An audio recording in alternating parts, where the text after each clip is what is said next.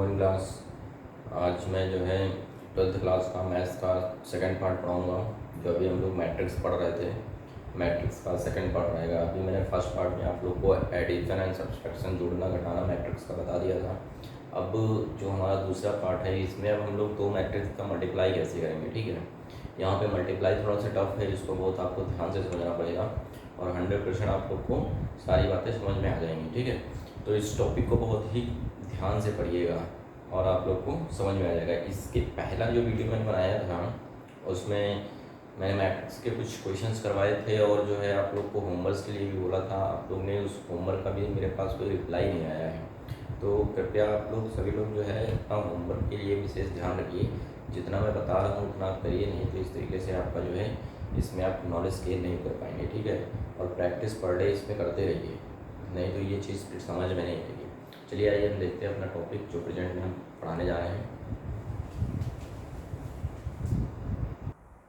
इसमें देखिए, जैसा कि यहाँ पे एक मैंने मैट्रिक्स लिखा है, एक आव्यूह है, ये मैट्रिक्स है, ये है, ए की वैल्यू दी गई है और बी की वैल्यू दी गई है। ठीक है, तो इसमें आपको ए बी तथा बी ए का मान ज्ञात करना है। ठीक है, यहाँ पे आपको मैं दो बातें सिखाऊंगा। पहले तो मैं आपको ये बता देता हूँ कि ए बी का इंटू हो सकता है कि नहीं। देखिए, यहाँ पे प्रोडक्ट जैसे करेंगे, ए बी लिखा है तो मतलब ए की वैल्यू हमें फर्स्ट लिखनी है, बी की वैल्यू उसके बाद लिखेंगे। ठीक है, जैसे यहाँ पे बी ए लिखा है, इसका मतलब बी की वैल्यू पहले लिखी जाएगी और ए की वैल्यू बाद में लिखी जाएगी।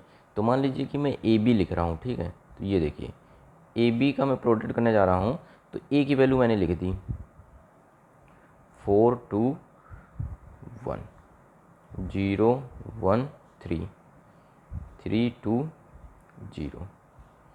ये जो मैट्रिक्स है ये देखिए किस टाइप की, इसमें रो कितनी है 3, कॉलम 3, ये 3 इंटू 3 की मैट्रिक्स है। ठीक है, और दूसरी जो है 1 3 2 2 0 4, इसमें देखिए रो कितनी है 2 है, कॉलम 3 है। ठीक है, अगर मैट्रिक्स में रो बराबर नहीं होते हैं, ठीक है, तो उसका प्रोडक्ट नहीं हो सकता है। ये आप लोग सीख लीजिए। यहाँ पे देखिए 3 है रो, यहाँ पे रो कितनी है 2 है। ठीक है, तो इस वजह से इसका हम लोग प्रोडक्ट नहीं कर सकते हैं। ठीक है, तो ये तो नहीं होगा। तो यहाँ पे लिख देंगे कि ए बी ज्ञात करना, ए बी ज्ञात करना संभव नहीं है। ठीक, तो अब हम लोग क्या निकालेंगे, बी ए निकालेंगे। तो बी ए देखिए, बी की वैल्यू हम पहले लिखेंगे भाई। ठीक है, यहाँ पे देखिए, यहाँ पे एक चीज़ ऐसे और समझ लीजिए, अभी जब इंटू करना सिखाएंगे तो ये चीज़ और क्लियर हो जाएगी। तो आपको ये रो कॉलम से मतलब ही नहीं है, ऐसे ही आप नॉर्मल समझ जाएंगे। ठीक है, अब बी ए देखिए, बी की वैल्यू रखिए 1 3 2 2 0 4। ठीक है, ए की वैल्यू देखिए 4 0 3 2 1 2 1 3 0। अब मान लीजिए कि ये है, अब इसका प्रोडक्ट करना है। ठीक है, तो यहाँ पे देखिए कॉलम जितने हैं उतनी यहाँ पे रो हैं, तो इसका मतलब इसका मल्टीप्लाई हो जाएगा। पहले ब्रैकेट में हमारे जितने हमारे पास कॉलम होने चाहिए उतने दूसरे वाले में रो होनी चाहिए, तो मल्टीप्लाई हो सकता है। इसमें देखिए पहले में जितने कॉलम थे और दूसरे में उतनी रो नहीं है, इस वजह से इसका मल्टीप्लाई पहले वाले का नहीं हो सकता था। मतलब कि एक ब्रैकेट में पहले वाले में जितने हमारे पास कॉलम होंगे और दूसरे वाले में उतनी ही हमारे पास क्या होनी चाहिए, रो होनी चाहिए, तभी हम लोग मल्टीप्लाई कर सकते हैं, नहीं तो नहीं कर पाएंगे। ऐसा केस यहाँ पे है। पहले में देखिए कॉलम कितने हैं 3, और रो इस तरीके की होती है, इसके पहले वीडियो मैंने बताया था रो कॉलम के बारे में।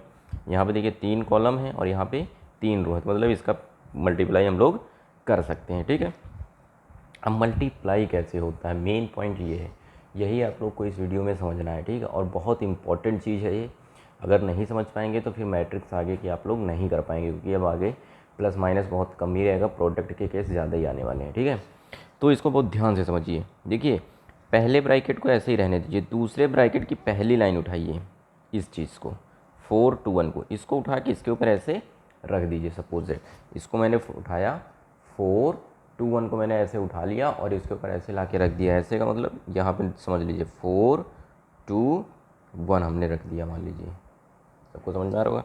ऐसे लाइन को उठाना है, ऐसे रख देना। अब इन सब का इसमें क्या कर देना है, मल्टीप्लाई करके हम लोग यहाँ लिखेंगे। ये आप लोग को लिखना नहीं है, मैं ऐसे समझाने के लिए आपको बता रहा हूँ, ठीक है।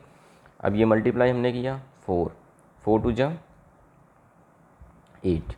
अब यहाँ पे देखिए इनके इनके बीच में कोई निशान नहीं, तो यहाँ प्लस लगा लेते हैं, ठीक है। 2 3 जा 6, ये इसमें इंटू होगा 0, ये इसमें होगा 2, 1 का इसमें होगा 4। ये आपका अब एक टर्म आ जाए है, रिजल्ट मिल रहा है हमें।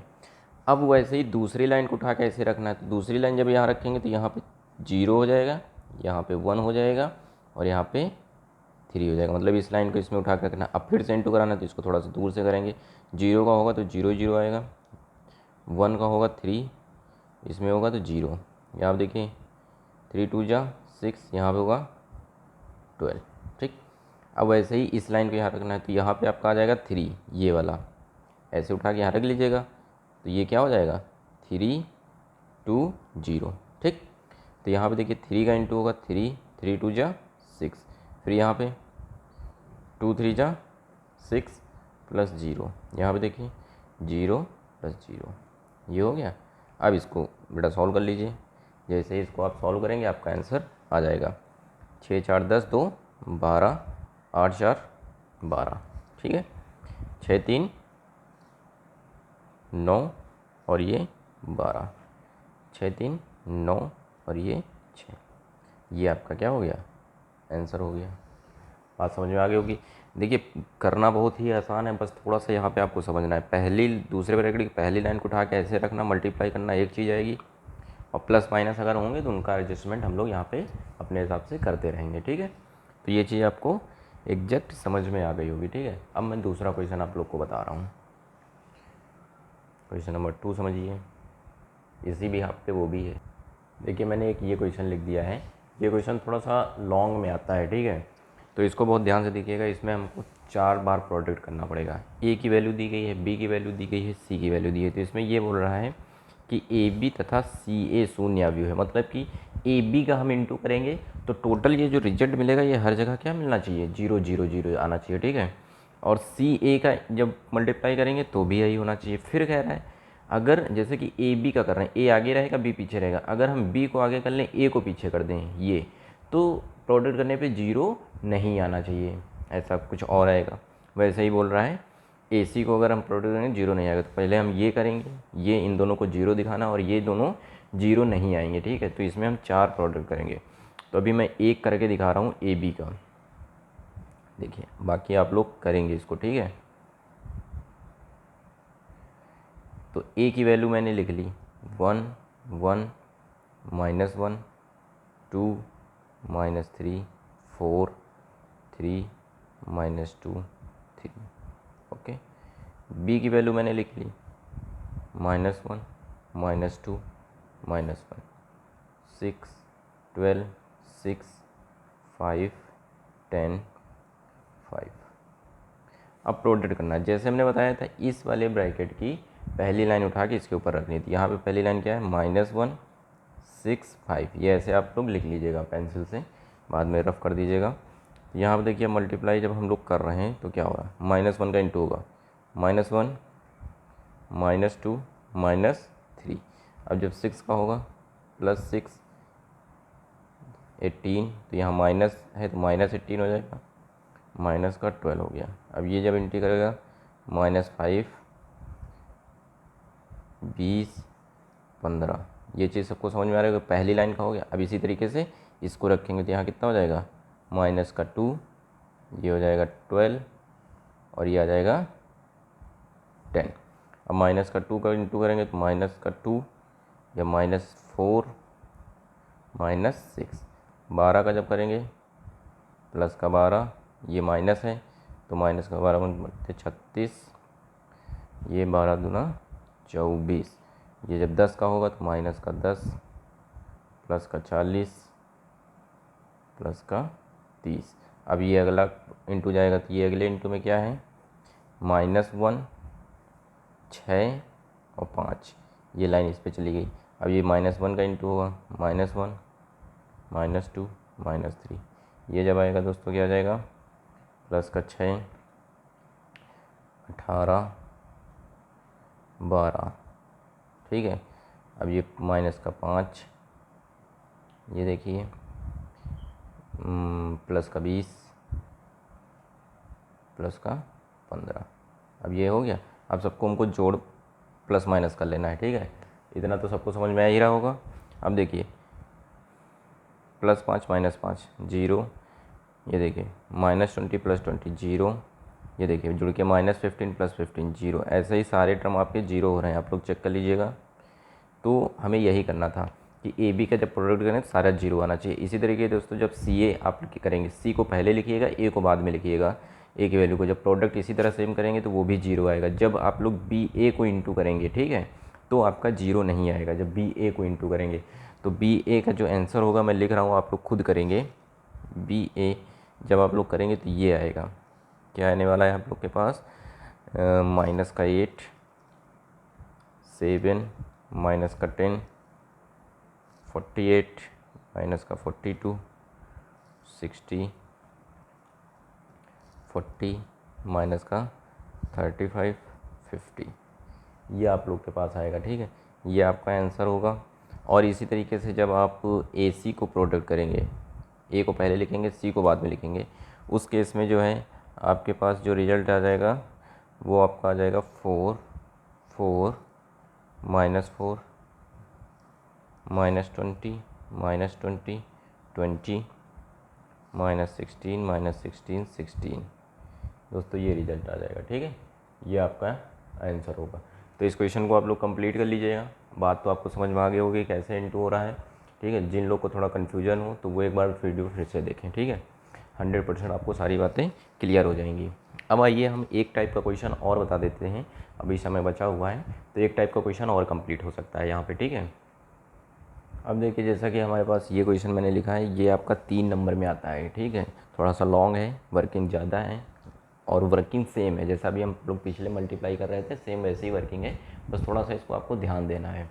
तो यहाँ पे देखिए ए की वैल्यू दी गई, आई की वैल्यू दी गई, तो और इस इक्वेशन में हमको सारा कुछ रख के वैल्यू फाइंड करना है। जब इस इक्वेशन में हम लोग वैल्यू रखेंगे तो हमें अभी ए की वैल्यू पता है, ए क्यूब नहीं पता है, ना ए स्क्वायर पता है। ए की जगह पे ए आ जाएगा, आई की जगह पे आई आ जाएगा। तो सबसे पहले हमें दोस्तों क्या निकालना पड़ेगा, ए क्यूब और ए स्क्वायर। सबसे पहले हम क्या निकाल पाएंगे, ए स्क्वायर। जब ए स्क्वायर आ जाएगा तो ए क्यूब भी निकालेंगे। तो देखिए ए स्क्वायर हमें निकालना है, क्या निकालना है, ए स्क्वायर का मतलब होता है कि ए का ए से इंटू कर दिया जाए, ए का ए से। तो मतलब कि ए की जो वैल्यू है उसी वैल्यू को उसी से ही मल्टीप्लाई किया जाए। 132, 203, 1 - 1 1, इसको हम लोग इसी से मल्टीप्लाई करेंगे। 132, 203, 1 - 1 1, ये देखिए हमने मल्टीप्लाई किया, वही दोनों वैल्यू लिख दी हैं। अब वर्किंग जो है सेम, पहली लाइन को उठाएंगे इसके ऊपर रखेंगे तो ये वाली लाइन 1 2 1 यहाँ पे जाएगी 1 2 1, ठीक है। अब देखिए इसमें मल्टीप्लाई कर रहा हूँ, बहुत ध्यान से देखिए। तो यहाँ 1 2 1 ही आएगा, 2 से होगा तो +6, ये 0 हो जाएगा। 2 का यहाँ पे होगा तो माइनस का 2 दे देगा क्योंकि माइनस लगा है। फिर यहाँ पे देखिए +2, +3, +1। अब दूसरी लाइन उठाएंगे, क्या है 3 0 1, 3 0 -1 थी, इसको उठा के इसके ऊपर रखा। अब इंटू करेंगे, 3 3 2 जा 6, 3 1 जा 3, ठीक है, समझ में आ रहा होगा। यहाँ पे देखिए अब 0 का मल्टीप्लाई होगा तो 0 ही आ जाएगा, 1 का होगा -1 का सॉरी तो -2, -3, -1। अब आपकी लास्ट स्टेप बची है 2 3 1 को यहाँ मल्टीप्लाई करेंगे तो यहाँ पे क्या हो जाएगा 2, ये आ जाएगा यहाँ पे 3 और ये प्लस का 1। तो अब ये देखिए 2 को इंटू कर रहे हैं, 2 2 1 जा 2, 2 2 जा 4, 2 1 जा 2, 3 का कर रहे हैं, 3 3 जा 9, +0 -3। यहाँ आप देखिए +2, +3, +1। ये चीज़ सब लोग को क्लियर हो रही होंगी, ठीक है। सभी लोग इसको बहुत ध्यान से देखते रहिए, क्लियर करते रहिए और नोट करते रहिएगा, ठीक है, फिर कंप्लीट करते रहिए। अब देखिए दोस्तों हम लोग क्या करेंगे, अब इसको मैं जोड़ के लिख दूंगा। तो ये हमें क्या रिजल्ट मिलने जा रहा है, ए स्क्वायर। ये आपका हो जाएगा 9, यहाँ पे आपका आ जाएगा 5, ये हो जाएगा 0, फिर आ जाएगा 1 3 2, ये ओके। तो ये आपका हो गया इतना कंप्लीट। ठीक है। तो ये आपका हो गया है कंप्लीट, ये हो गया। यहाँ पे एक मिस्टेक हो गई थी, यहाँ पे मैंने 1 लिख दिया था, यहाँ पे 2 था, तो इसको मैंने करेक्शन इसका कर दिया, ठीक है।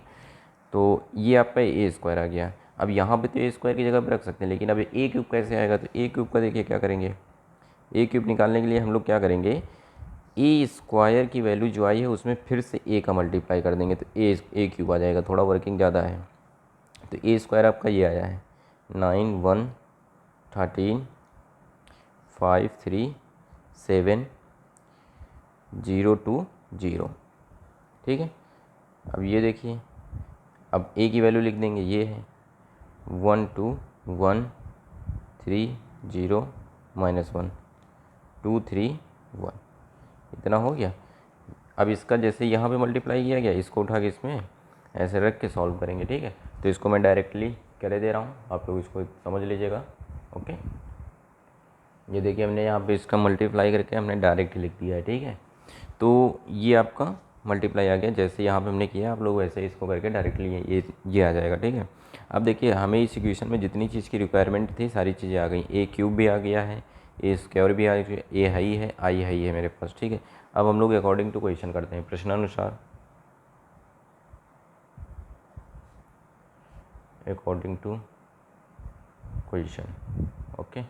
अकॉर्डिंग टू क्वेश्चन देखिए, अब हम लोग क्या करेंगे, ए क्यूब की वैल्यू रखिए, पहले इक्वेशन में एक बार नोट कर देता हूँ, a cube minus 2a square plus a minus i, a cube की वैल्यू रख दीजिए, ए क्यूब की वैल्यू कितनी है 24 14 34 18 8 26 4 0 6, फिर देखिए -2 है, 2 ऐसे रहेगा, ए स्क्वायर की वैल्यू हमने निकाली है ये 9 5 0 1 3 2 13 7 0 प्लस ए की वैल्यू हम लोग के पास ये है 1 3 2 2 0 3 1 -1 1 प्लस आई की वैल्यू जो है हम लोग के पास ये है 1 0 1 0 1 0 0 0 1, ये हमने पूरा इसी में एडजस्ट कर दिया, ठीक है। अब इस चीज़ को पूरा हमको प्लस कर लेना है, प्लस माइनस करके जो रिजल्ट आएगा वो हम लोग लिख देंगे, भाई हमारा आंसर हो जाता है, ठीक है। तो यहाँ पे क्या है कि जैसे कि हम लोग ने कल प्लस माइनस बताया था, सेम वैसे ही है, तो एक बार फिर से देख लीजिए, ये भी हमने ऐसे ही नोट कर दिया 14 34 18 8 26 4 0 6, यहाँ प्लस लगा देते थे कल भी, अब -2 का अंदर इंटू कर देंगे तो क्या हो जाएगा -18 -2 13 26, ये देखिए माइनस का 10 माइनस का 6 माइनस का 14 0 माइनस का 4 0, और ये तो आपका ऐसा ही रहेगा क्योंकि यहाँ प्लस है तो कोई दिक्कत ही नहीं है, माइनस होता तो पहले अंदर भेज देते, ये हो गया।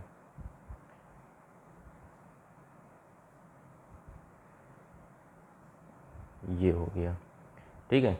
अब यहाँ पे जैसे हम लोग कल प्लस कर रहे थे, पहला सब चारों मैट्रिक्स का पहला टर्म ऐड कर लेंगे, ठीक है। तो चारों मैट्रिक्स का पहला टर्म देखिए कैसे, 24 में से हमारा 18 माइनस हो जाएगा तो 6 बचेगा, 6 से कितना हो जाएगा, यहाँ पे देखिए, ओके। देखिए यहाँ पे देखिए स्टूडेंट्स, एक हमसे थोड़ी सी मिस्टेक हो गई है, इसके लिए सॉरी है, क्योंकि मैंने यहाँ पे थोड़ा सा ध्यान नहीं दिया था क्वेश्चन में, यहाँ पे माइनस लगा था, ठीक है, क्या लगा था, माइनस लगा था।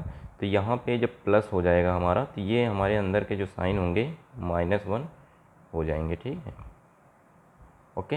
ये पहली गलती हुई हमसे, थोड़ा सा ध्यान नहीं दे पाए, इस वजह से मिस्टेक हो गई। तो आप लोग समझ रहे होंगे ये माइनस है, तो इसलिए ये अंदर के, हम जब ये माइनस अंदर एंट्री मार गया होगा, यहाँ पे प्लस है, तो ये सारे 1 जो है माइनस के हो जाएंगे। अब हम लोग इनको प्लस माइनस कर लेंगे, तो देखिए क्या आ जाएगा, पहला टर्म हम लोग का आएगा 6, ये देखिए 18 में से गया तो 6, ठीक है, और ये 1 कैंसिल हो गया, और दूसरा जो टर्म आ जाएगा हमारा 15 आ जाएगा, इसको प्लस करेंगे, ठीक है, फिर 10 आ जाएगा, फिर ये पहला टर्म, ये पहला टर्म, ये पहला टर्म और ये पहला टर्म जब करेंगे तो हमारा